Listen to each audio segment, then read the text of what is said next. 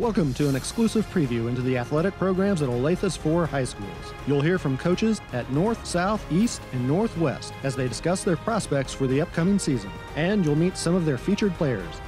This is Coach Report. Olathe East is no stranger to championship soccer. This year, the team hopes to return to the finals and win their 4th state championship since 2001. The Hawks had a strong year in 2011, earning 2nd in the league with a 10-1 record. Finishing 14-4 overall, Olathe East lost in the regional championship to the eventual state champion. The team returns 10 seniors, 5 juniors, and 2 sophomores from last year, giving the Hawks a strong nucleus of experienced players heading into this season. We're here with Olathe East girls soccer coach Terry Hare, who has been at the helm for all 20 years of Olathe East's existence. Coach, thanks for joining us today. Tim, thanks for having us. It's my pleasure. Now, you're coming off of a very good year last year, a strong year as we indicated. How does that translate to this year? What are you able to move forward with? Well, there's no concrete recipe for continual success. Obviously, the major ingredient is having talented soccer players, and we have a plethora of those at Olathe East. Compound that with experienced staff of veteran coaches who've been at Olathe East a long time, who I rely on.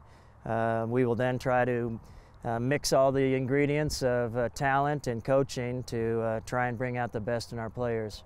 You have a very experienced squad coming back, 17 returners, 10 of whom are seniors.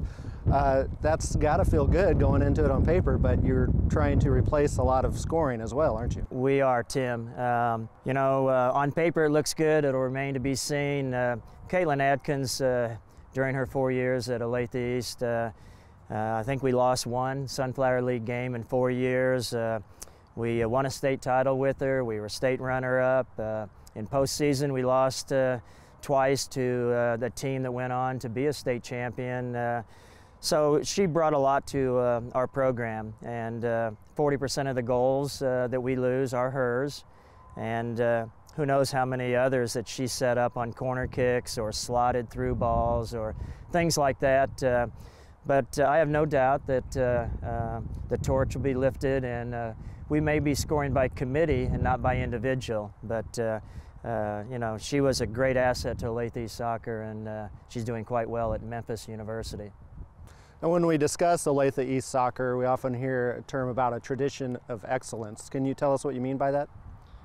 Well, I think it's more than just soccer.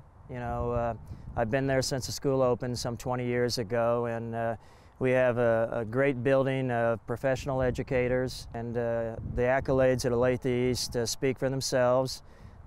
State titles, we have over 30.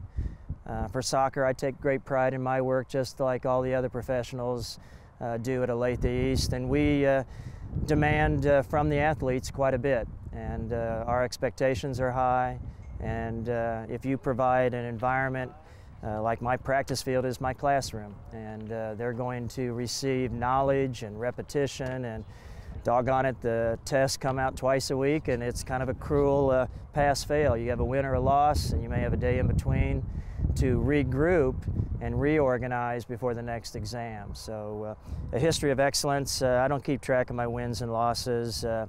We've won our share of games, and it's a tribute to each year's team trying to rewrite a standard of excellence for the future teams.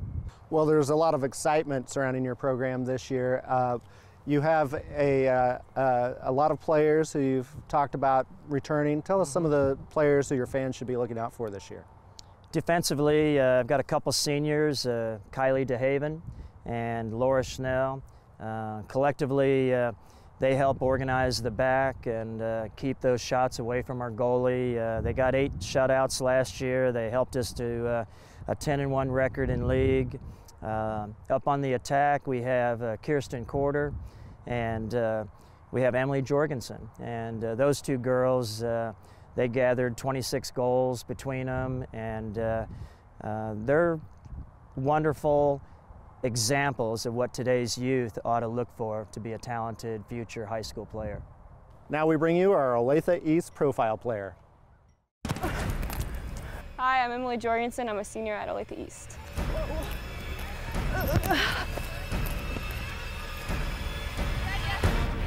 Coach Hare always pushes me because he knows I can do better or at practice or at games. I'm always willing and wanting to get better.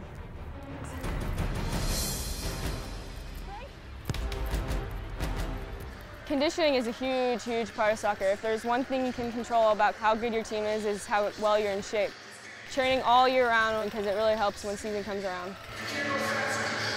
It's called insanity. Just gets your heartbeat going. You know, a lot of the girls were saying how sore they were the next day because it's a killer.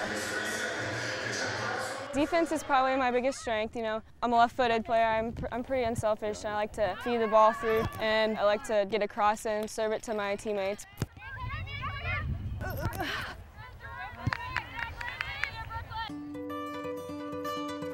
Since I was in kindergarten, probably, but my first premier team was 2nd grade. I've been on the same team since.